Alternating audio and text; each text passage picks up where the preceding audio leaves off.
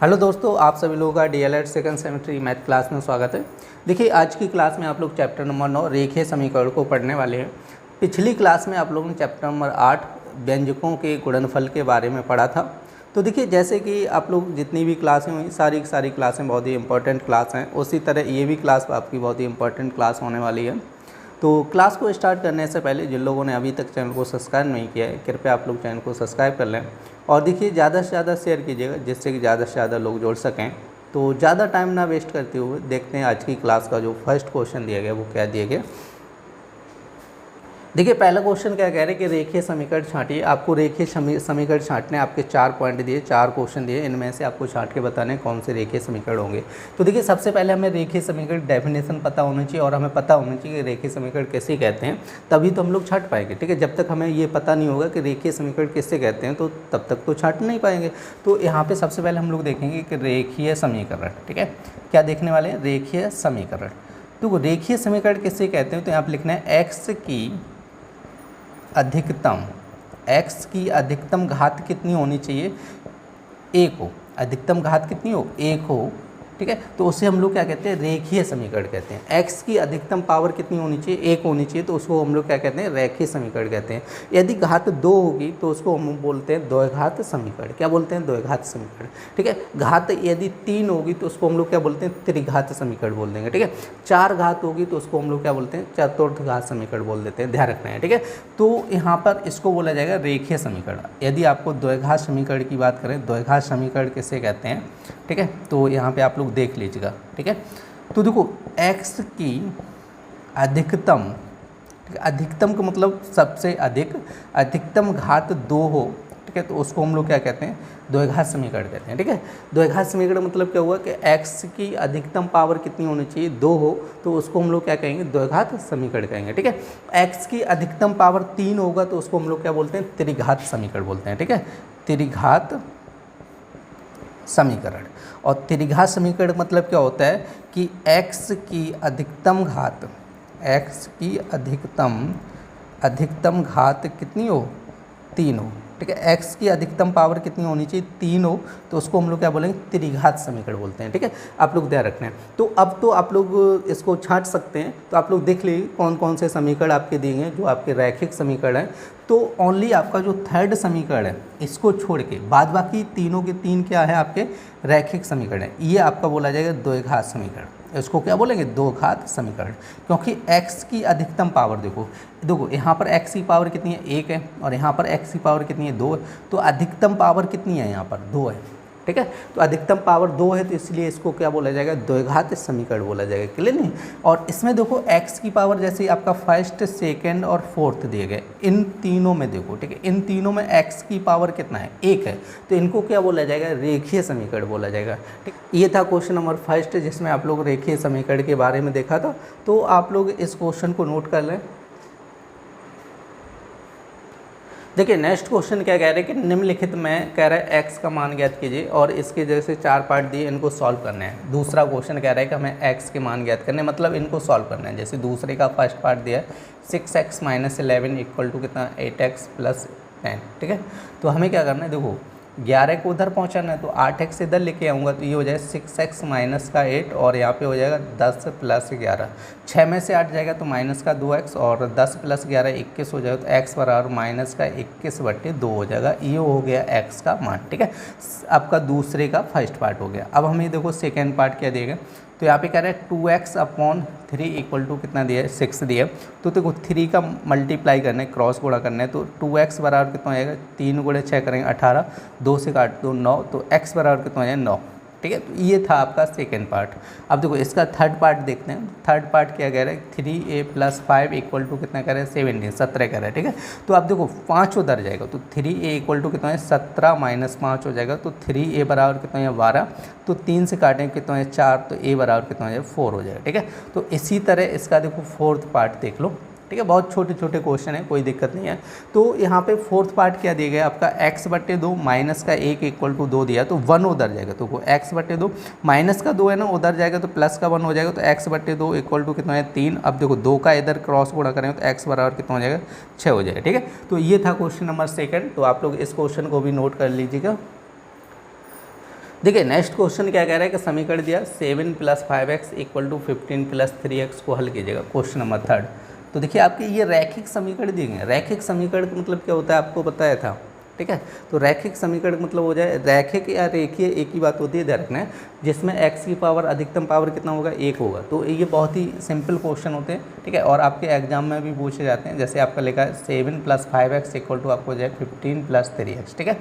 तो आप लोग क्या करना है, देखो हमें वैल्यू किसकी चाहिए, x की चाहिए, तो 3x इधर लेके आओ, तो 5x - 3x, और देखो यहाँ पे कितना हो जाएगा आपका 15, और यहाँ पे 7 इधर आएगा, ठीक है। देखो 7 इधर कर लो, x इधर कर लो। आप लोग ध्यान रखना है कि जब भी आपको समीकरण सॉल्व करने के लिए आ जाए तो क्या करना है कि जो x के पद होंगे वो एक साइड करना है, ठीक है। जो अचर पद होते हैं, अचर पद का मतलब आप लोग समझ रहे हैं, जिसमें कोई भी x या y या a या b या c कुछ भी नहीं लगा है, ठीक है, उनको अचर पद बोलते हैं। जैसे यहाँ पे देखो आपका क्या दिया 7 दिया, जैसे 15 दिया, इनको अचर पद बोलेंगे। ये आपका क्या है, ये x लगा, ठीक है। तो ये सीधा रखना है। तो अब देखो 5x में से 3x जाएगा तो कितना हो जाएगा 2x, और यहाँ पे देखो 15 में से जाएगा तो 8 बचेगा, तो ये हो जाएगा 2 चौको 8। तो ये था x = 4।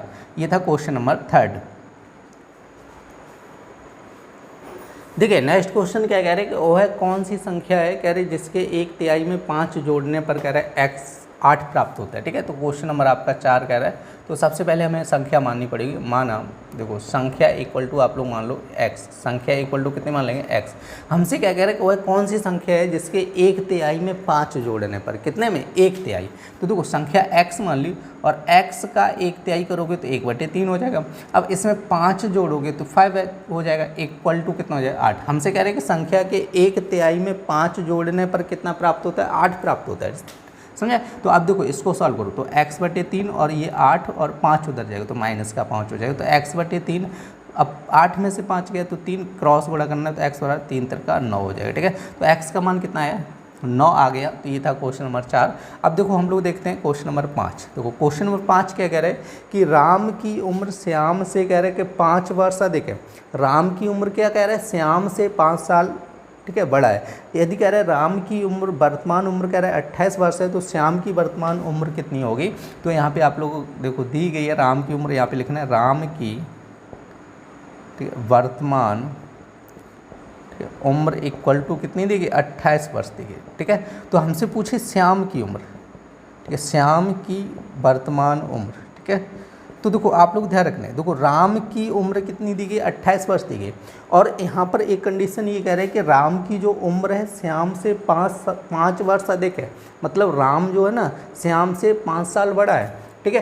तो अब आप लोग बताइए श्याम की उम्र कितनी होगी। राम जो है ना इससे 5 साल बड़ा है, तो आप लोग आइडिया लगाओ कितने वर्ष का श्याम होगा, 23 वर्ष का हो जाएगा, ठीक है। तो ये था क्वेश्चन नंबर 5।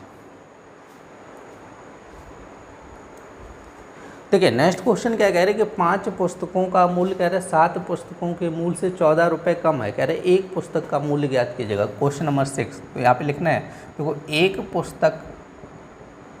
एक पुस्तक का मूल्य बराबर कितना दिया गया, मान लीजिएगा यहाँ पर x रुपये है, ठीक है। अब देखो प्रश्नानुसार हम लोग क्वेश्चन वाली कंडीशन लगाएंगे। तो प्रश्नानुसार क्या कह रहे हैं कि हमसे ये कह रहे हैं 5 पुस्तकों का मूल्य है ना 7 पुस्तकों से कितना कम कर रहे हैं, 14 रुपये कम कर रहे हैं। तो देखो आप लोग एक आइडिया लगाओ, 5 पुस्तकों का मूल्य कम होगा, ठीक है, 7 का मूल्य ज़्यादा होगा। तो सबसे पहले हम लोग ज़्यादा वाला लिखेंगे। तो देखो एक पुस्तक का मूल्य कितना है x रुपये, तो 7 पुस्तकों का मूल्य कितना हो जाए 7x हो जाएगा, ठीक है। इसी तरह एक पुस्तक का मूल्य x, तो 5 का कितना हो जाए 5x हो जाएगा। अब हमसे कह रहे हैं कि ये इससे कितना कम है, तो माइनस करना होगा। देखो कम और अधिक कहते हैं, जब भी आप लोग ध्यान रखने कि कम और अधिक की बात करें, तो जैसे कह रहे हैं ना 14 रुपये कम है, ठीक है। कम और अधिक की बात करें तो आप लोग समझ लेना वहाँ पर क्या निकालना होगा, अंतर निकालना होगा, घटाना होगा, ठीक है। अब देखो 7x में से 5x जाएगा, कितना बचेगा आपका 2x, और 2x = कितना हो जाएगा 14। तो यहाँ पे काटो 2 7 14, तो x बराबर कितना हो जाएगा 7 हो जाएगा। तो यहाँ पे लिखना चाहो लिख लेना, एक पुस्तक का मूल्य बराबर कितना हो जाएगा, पुस्तक का मूल्य = कितना हो जाएगा 7 रुपये हो जाएगा, ठीक है। कितना हो जाएगा 7 रुपये। तो ये था क्वेश्चन नंबर 6। और हम लोग देखते हैं क्वेश्चन नंबर 7। कह रहे हैं सचिन की वर्तमान उम्र ज्ञात कीजिए यदि वह कह रहे हैं कि 10 वर्ष पहले 35 वर्ष का था, ठीक है। तो यहाँ पे जो देखो क्या लिखना है, सचिन की उम्र कह रहे हैं 10 वर्ष पहले 35 वर्ष का था ना, तो 10 वर्ष पूर्व यहाँ पे लिखना है 10 वर्ष पूर्व सचिन की आयु, ठीक है, सचिन की आयु। अब देखो 10 साल पहले था ना 35 वर्ष का, ठीक है। अब आप सोचो जैसे 10 साल पूर्व का मतलब क्या होता है, 10 साल पीछे कितने का था, 35 का था, और आगे आएगा 10 साल आगे आएगा तो 10 वर्ष क्या होगा उसमें प्लस हो जाएगा।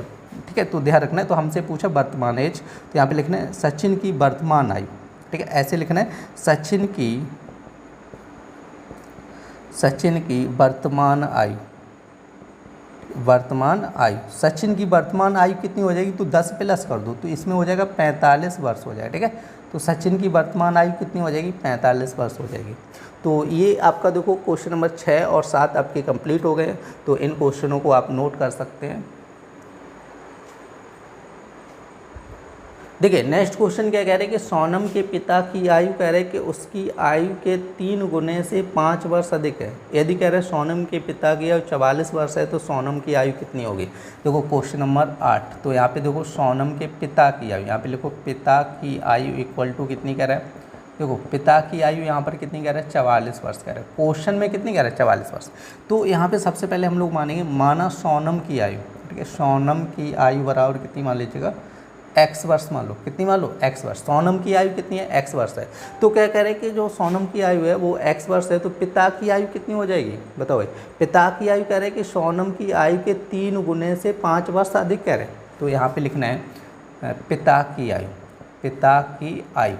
देखो पिता की आयु कितनी हो रहा है, सोनम की आयु के 3 गुना, तो सोनम की आयु कितनी है, x है, तो x का 3 गुना करोगे कितना हो जाएगा, 3x हो जाएगा। और प्लस कह रहे हैं 3 गुने से 5 वर्ष अधिक है, तो 5 वर्ष अधिक होगी। ठीक है, अब देखो क्वेश्चन के अनुसार या प्रश्नानुसार आप लोग देख सकते हो। प्रश्नानुसार आप लोग देख लो, या तो यहाँ पे समझो पिता की आयु कितनी दी, 44, तो यहाँ पे हम लोग लिख देंगे पिता की आयु की जगह कितना लिखना है, 44, तो ये हो जाए 3x + 5। अब देखो 5 इधर आएगी, तो 44 - 5 = 3x, तो मतलब ये हो जाए 3x। 44 में से आपका 5 जाएगा तो 39, 3 से काटो ये 13, तो x बराबर कितना हो जाए, 13। तो यहाँ पे लिखना है, देखो सोनम की आयु बराबर कितनी हो जाएगी, सोनम की आयु इक्वल टू आपको हो जाएगी 13 वर्ष हो जाएगी। कितनी हो जाएगी, 13 वर्ष। देखिए इसी तरह हम लोग देखते हैं क्वेश्चन नंबर 9। तो क्वेश्चन नंबर 9 क्या कह रहा है आपका, किसी संख्या में कह रहे हैं 5 जोड़ने पर कह रहे हैं 15 प्राप्त होता है, तो वह संख्या ज्ञात कीजिए। तो सबसे पहले आपको मानना पड़ेगा, माना संख्या इक्वल टू कितनी मान लीजिएगा, x। अब देखो प्रश्नानुसार यहाँ पे देखना है, प्रश्नानुसार मतलब क्वेश्चन के अनुसार क्या कह रहे हैं, संख्या में 5 जोड़ने पर, तो x + 5 = कितना कह रहा है, 15। कह रहे हैं संख्या में 5 जोड़ने पर कितना प्राप्त होता है, 15 प्राप्त होता है। 5 उधर जाएगा तो देखो 15 - 5 हो जाएगा, तो x बराबर कितना हो जाएगा, 10 हो जाएगा। तो इसका मतलब संख्या कितनी होगी, 10 हो गई। देखिए नेक्स्ट क्वेश्चन क्या कह रहे हैं कि रमेश ने कुछ पेंसिलें खरीदी, कह रहे 2 पेंसिलें अपनी, कह रहे कि उसने अपनी छोटी बहन को दे दी। अब उसके पास 3 पेंसिलें बची, तो उसके पास कुल कितनी पेंसिलें थी। Question number 10। देखिए आज की क्लास में बहुत ही आसान से क्वेश्चन है, समझाइए। जो अभी तक चैप्टर जितने भी पढ़े उसमें सबसे आसान चैप्टर यही है। ठीक है, तो आज की क्लास बहुत ही नॉर्मल क्लास होने वाली है।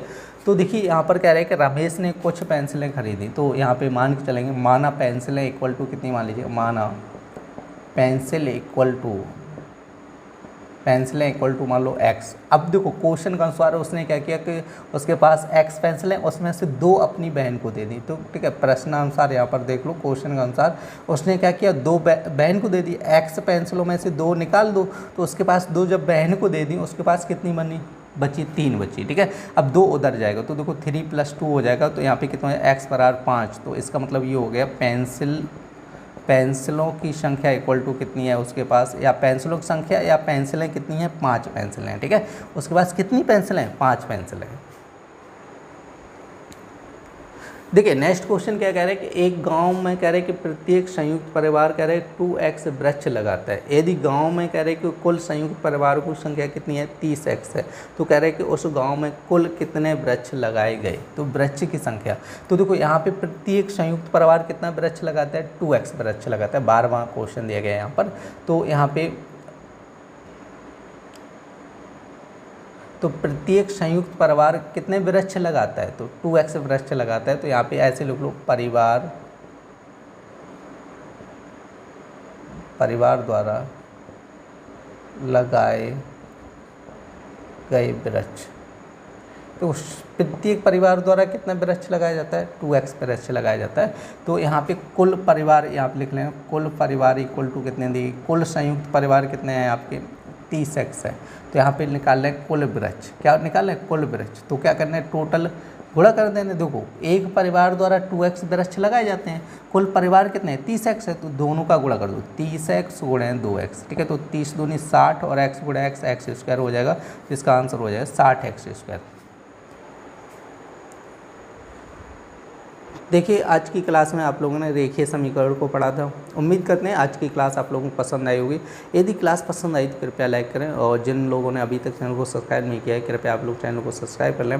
और देखिए आप लोग चाहते हैं कि रेगुलर ऐसी सारी की सारी क्लासें चलती रहें, तो ज़्यादा से ज़्यादा शेयर कीजिएगा जिससे कि ज़्यादा से ज़्यादा लोग जुड़ सकें।